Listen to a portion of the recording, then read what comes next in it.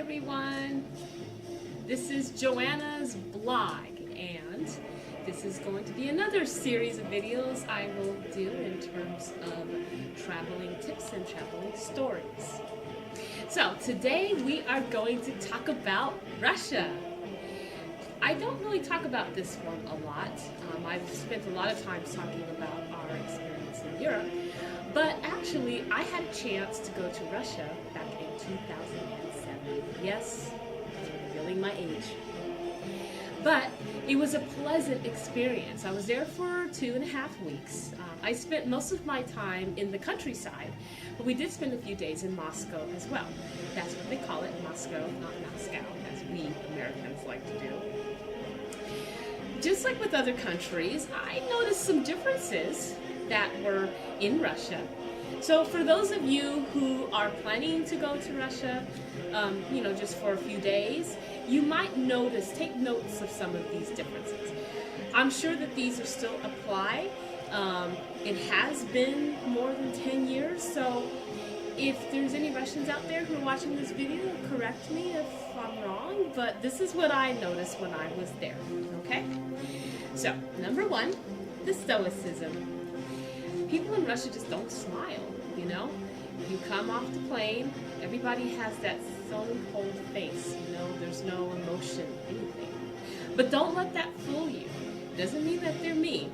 Once you get to know somebody in Russia, they open up, they're friendly, they are, they're really, really nice. Russians are very, very friendly people, very wonderful to talk with. It's just getting to know them first. But when you first get off the plane and you see people kind of looking at you, not really smiling, not greeting you or anything, it's a little intimidating. You kind of feel like, I don't belong here, but don't let that deter you. Because once you meet somebody, or once you get to know them, they're just really friendly. So that's something that you should be aware of when you get there. The second thing is the smoking. So here in California, no smoking anywhere. But when you're at the airport, you can smoke. So just be ready, just to, be when you encounter that. Again, maybe the laws have changed since I've been there, but who knows? Okay.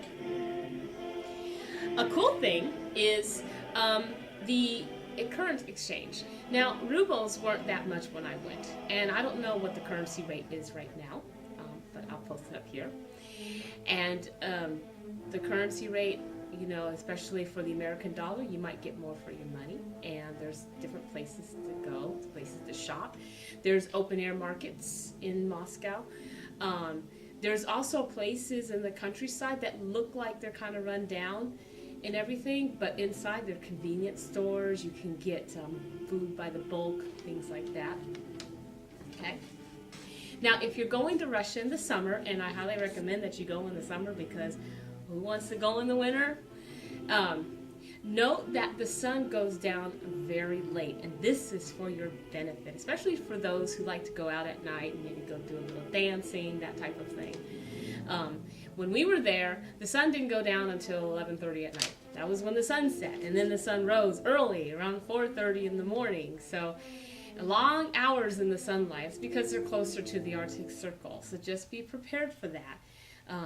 It's great, though. I definitely recommend going during the summer. Okay.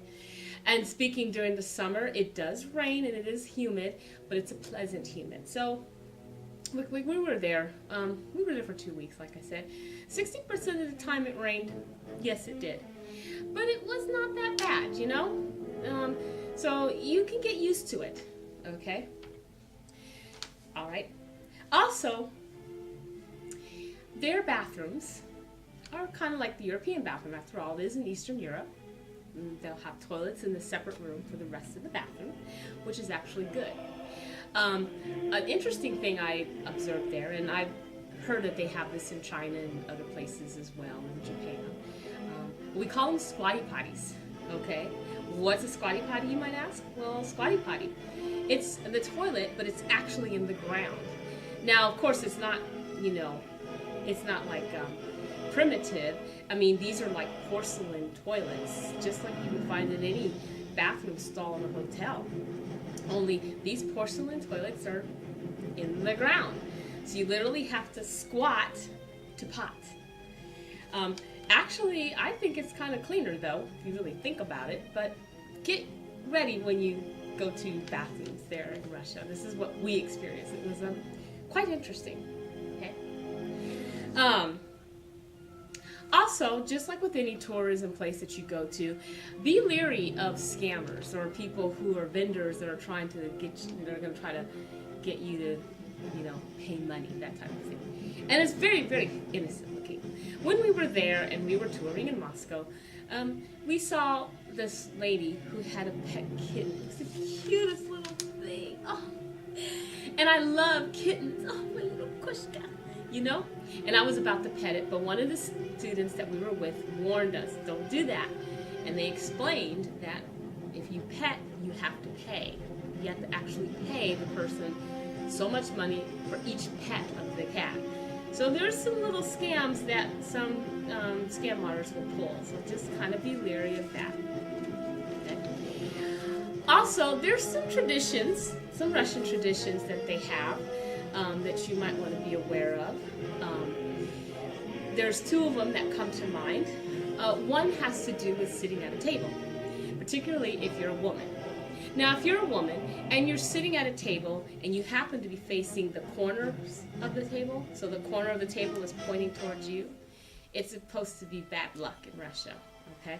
Don't know of how much of that is right now, but I've heard that, traditionally maybe it means that she's not going to get married, or, it could mean something else.